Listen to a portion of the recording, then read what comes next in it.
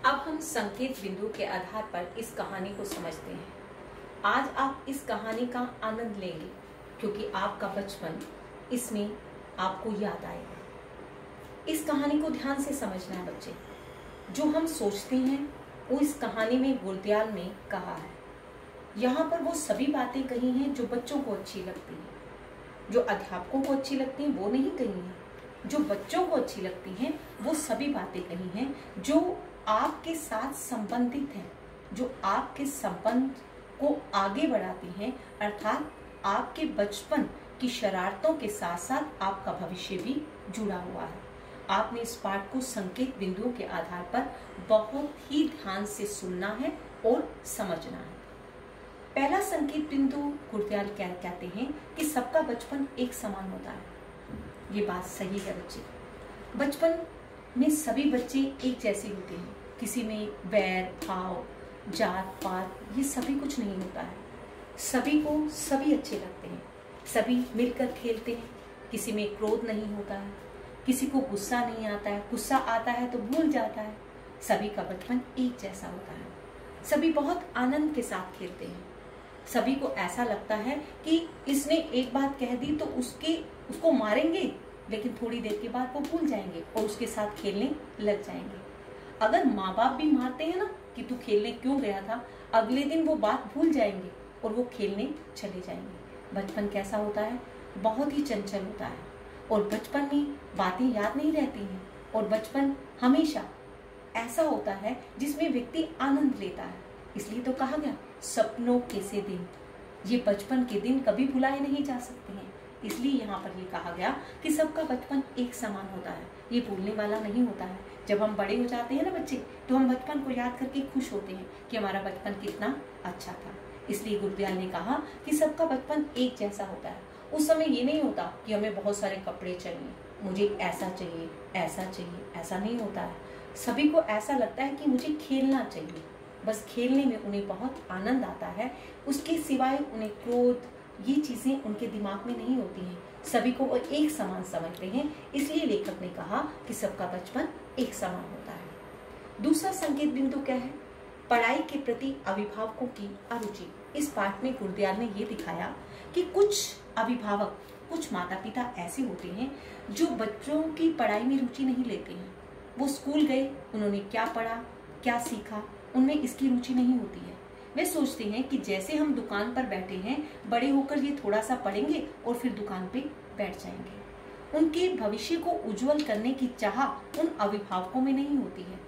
इस कहानी में ये भी बताया गया कि कुछ अभिभावक ऐसे थे, उस समय ऐसे थे जो बच्चों की पढ़ाई में रुचि नहीं लेते थे। वो स्कूल जाते थे, कब स्कूल गए, रोजाना गए या नहीं गए, वे घर बैठे या नहीं बैठे, ऐसा होता है ना स्कूलों के अंदर।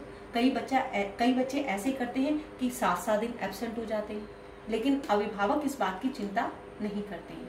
लेखक ने यहाँ पर इस संकेत बिंदु के जरिए ये बताया कि कुछ अभिभावक बच्चों के प्रति सजग नहीं होते हैं। इस पाठ के द्वारा ये बताया गया, अर्थात उस पुरानी परंपरा के अनुसार कुछ पेरेंट्स, कुछ अभिभावक ऐसे थे जो बच्चों की पढ़ाई में रुचि इसलिए नहीं लेते थे क्योंकि वे जानते थे कि बड़े होकर इन्होंने हमारी तरह मंडी में या दुकान में बैठ जाना है।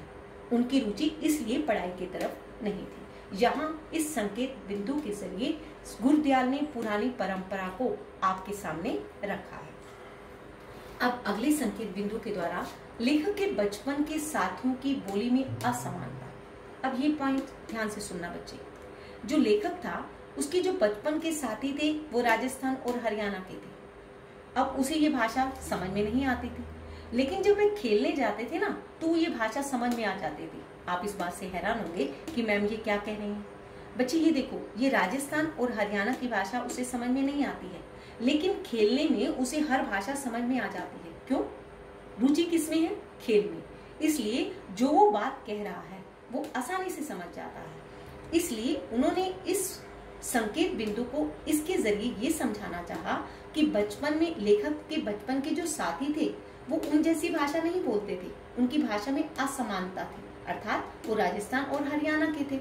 वो जब खेलने के लिए लेखक के साथ आते थे वे अपनी भाषा बोलते थे, लेकिन लेखक को कुछ समय तक तो वो भाषा समझ में नहीं आती थी।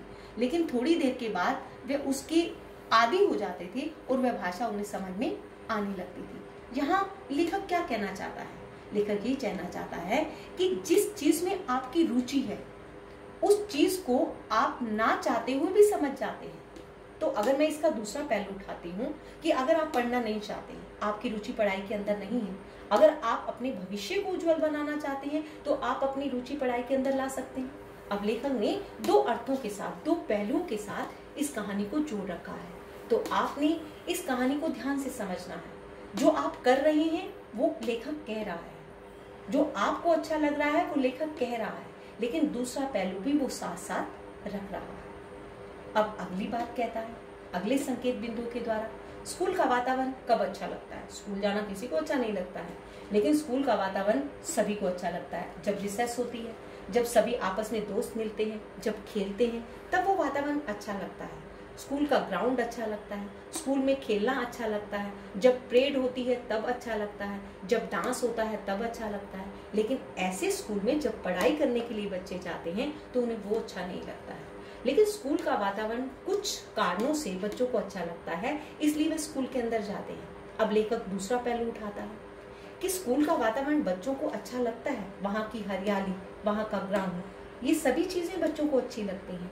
लेकिन जब वे स्कूल में पढ़ने के लिए बैठते हैं तो उनकी अरुचि क्यों पैदा हो जाती है? वह इसलिए क्योंकि उसकी रुचि खेल में है, इसलिए वह पढ़ाई की तरफ ध्यान नहीं दे पाता। अब स्कूल में जब छुट्टी हो जाती है तो दोस्तों के साथ आनंद लेने में बहुत मजा आता है। जब रिसेस हो जाती है बच्चों के साथ खेलने में बहुत आनंद आता है। जब पीटी सर बुलाते हैं और परेड करवाते हैं, पीटी करवाते हैं, डंबल बजवाते हैं तो वो अच्छा लगता है। स्कूल का वातावरण अच्छा लगता है, लेकिन पढ़ाई में क्यों नहीं अच्छा लगता है? क्योंकि बच्चे की रुचि किसकी तरफ है? क्योंकि वह पढ़ाई में अरुचि रखता है, इसलिए उसका मन जो है स्कूल में नहीं लगता है। लेकिन स्कूल का वातावरण जो खुशहाली देता है, जो आनंद देता है, इसलिए वह बच्चे को अच्छा लगता है। आगे हम अगले संकेत बिंदु के द्वारा पाठ को पढ़ेंगे।